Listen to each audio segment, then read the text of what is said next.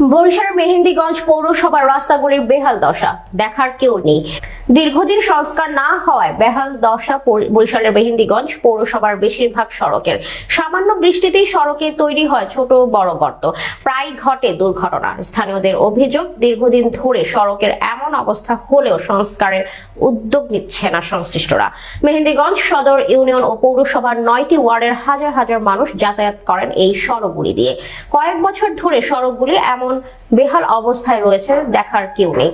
Pitch উঠে সড়কে তৈরি হয়েছে অসংখ্য গর্ত, পর্যাপ্ত ড্রেনেজ ব্যবস্থা না থাকায় সৃষ্টি হয়েছে জলাবদ্ধতা।